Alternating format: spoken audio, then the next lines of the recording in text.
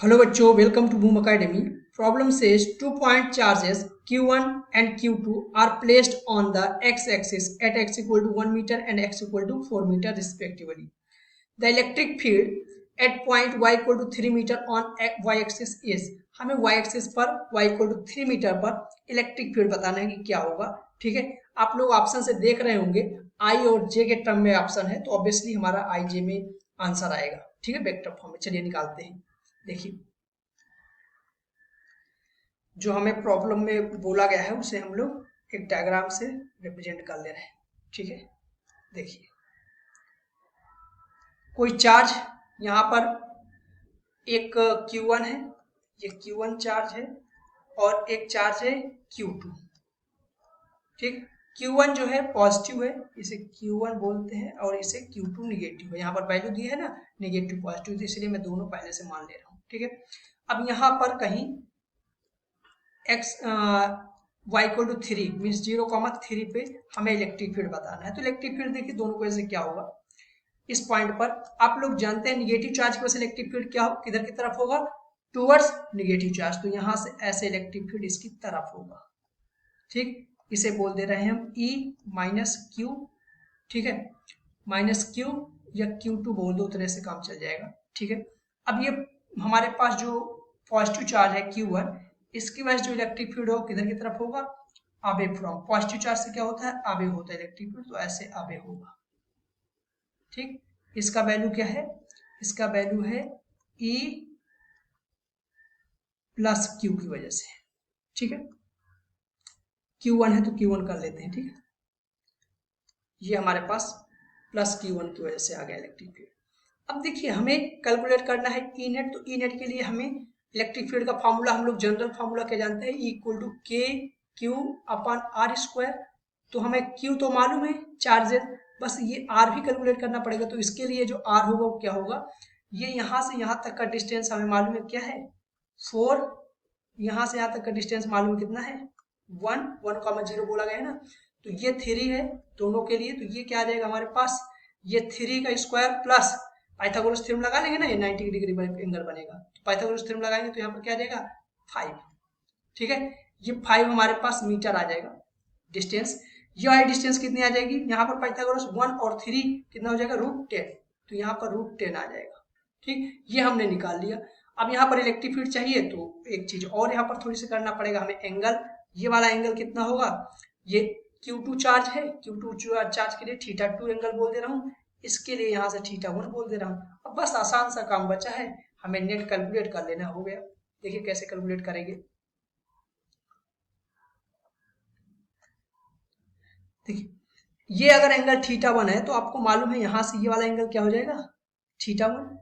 ठीक, अगर ये θ1 है तो इसके E प्लस Q1 के वैल्यू क्या होगा, कंपोनेंट इधर की तरफ कंपोनेंट आएगा, ये किसका, ये हो जाएगा E प्लस Q1 साइन θ2, और इधर की तरफ एक कंपोनेंट आ जाएगा E प्लस Q1 कॉस θ1 आ जाएगा, 2 आ जाएगा.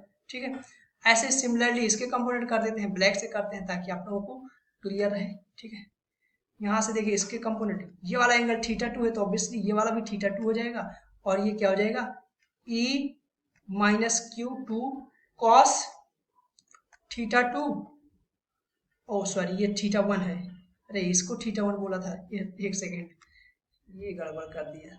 कोई नहीं, ये θ1 है तो ये वाला भी θ1 ही रहेगा. ये θ1 है, ये θ1 है. ठीक है, तो θ1 ही रखते हैं, फिर θ1 θ2 में गड़बड़ हो जाए, ये ध्यान रखना है आप लोगों को भी. ठीक है, ये θ2 है. अब इसे सॉल्व करते हैं. देखिए, इसका कंपोनेंट इधर की तरफ आ गया, इसकी इधर की तरफ क्या आएगा, सेम कलर से रखते हैं. ये वाला आ जाएगा हमारे पास component E minus Q2 sine θ2. ठीक है, ये θ2 आ गया. अब नेट निकाल लेते हैं. नेट देखिए, एक इलेक्ट्रिक फील्ड ये है और एक ये है, इसे हम लोग आई के डायरेक्शन में लिख दूं तो ई नेट जो है हमारे पास क्या आ जाएगा, इलेक्ट्रिक फील्ड ई नेट आ जाएगा E minus Q2 cos θ2 minus E plus Q1 cos theta 1, और इसे लिखता हूं मैं, भाई ये ज्यादा माना है तो मेरा आएगा किधर, एक्स एक्सिस के अलॉन्ग आएगा, तो आई कैप डायरेक्शन लिखता हूं, प्लस ऊपर वाले को ज्यादा मान देते हैं तो ई प्लस Q2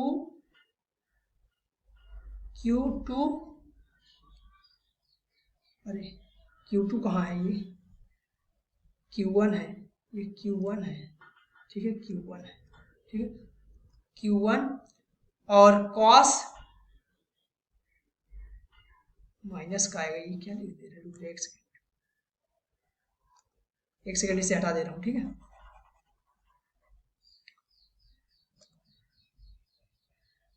नेट लिखना है, ऊपर वाले को वाई डायरेक्शन में लिख लेते हैं, ठीक है, तो ऊपर वाले को पॉजिटिव मानते हैं, ये वाला ज्यादा बोल देते हैं, नीचे वाला कम बोल देते हैं, तो ये आ जाएगा हमारे पास plus E positive Q1 sine theta 1 minus E minus Q2 sine theta 2, ये आ गया। अब E1 और E2 की वैल्यू आपको रखना है यहाँ पर, ठीक है, जैसे आप वैल्यू रखेंगे वैसे ही इसे सॉल्व कर डालेंगे, ठीक है, तो चलिए सॉल्व करते हैं आसानी से।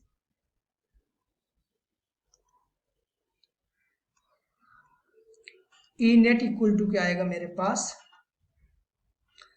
ई प्लस माइनस Q2 की वैल्यू क्या है, इलेक्ट्रिक फील्ड के क्यू अपान आर स्क्वायर, तो यहां पर क्या जाएगा 25 into cos theta 2, cos theta 2 क्या होता है, यहां पर लिख लेते हैं कॉस थीटा 2 और कॉस थीटा 1, ठीक है, कॉस थीटा 2 क्या होगा बेटा, ये होगा बेस अपान, बेस क्या है 4 अपान हाइपोटेन्यूस 5, ठीक, कॉस थीटा 1 क्या होगा बेस अपान हाइपोटेन्यूस,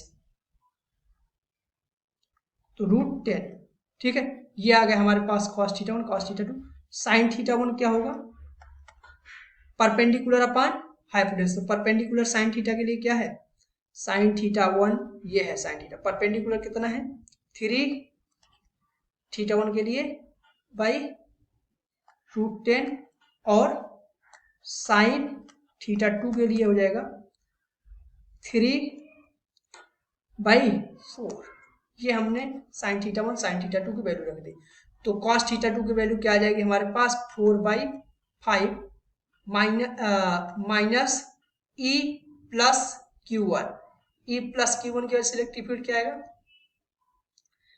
ई के Q1, ये Q2 था तो Q2 रखते हैं, के Q1 अपान आर स्क्वायर, तो ये है Q1 और इसका स्क्वायर करेंगे तो आर स्क्वायर में 10 आ जाएगा, ठीक है, ये हो गया इनटू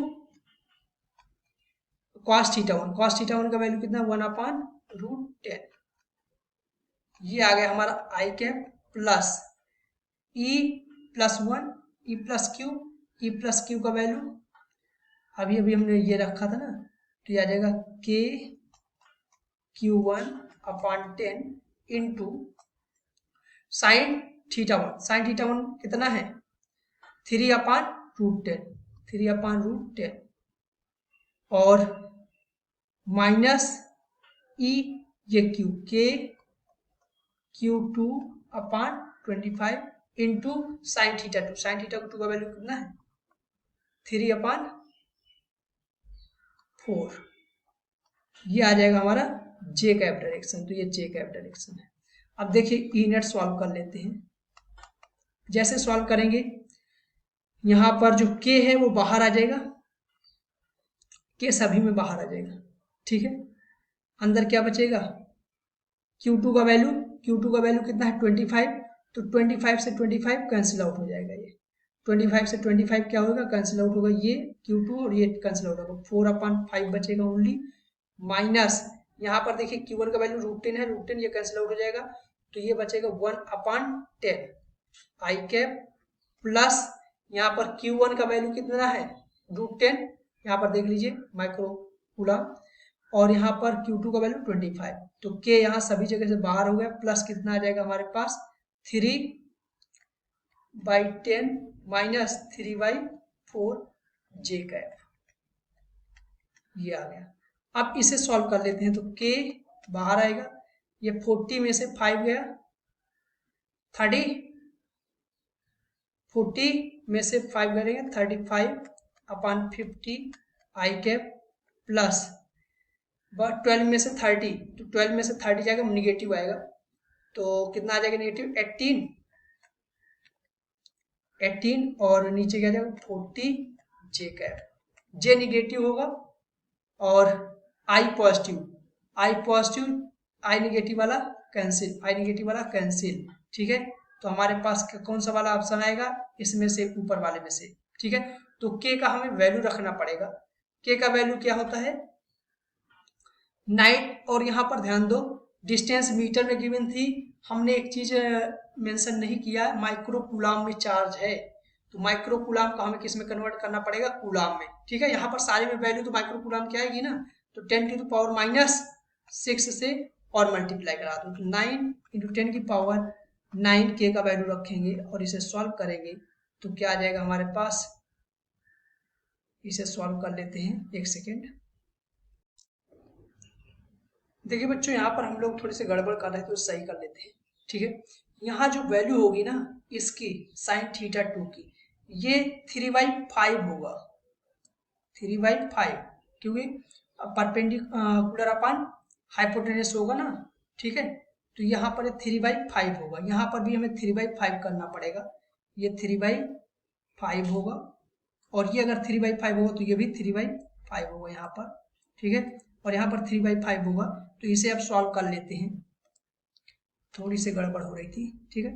तो यहाँ से क्या आ जाएगा हमारे पास, ये इसे मल्टीप्लाई कराएंगे तो ये हो जाएगा, इसे सॉल्व कर लेते हैं,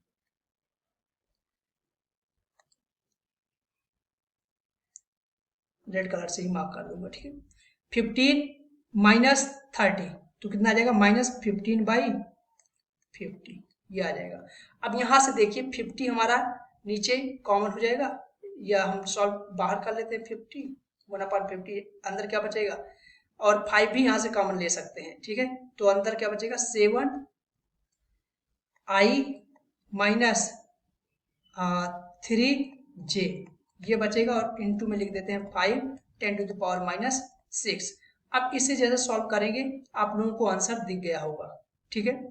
इसे सॉल्व कर लेते हैं हम लोग, क्या आएगा हमारे पास वैल्यू, यहाँ से 10⁻⁻6 3 बचेगा ओनली, ठीक है।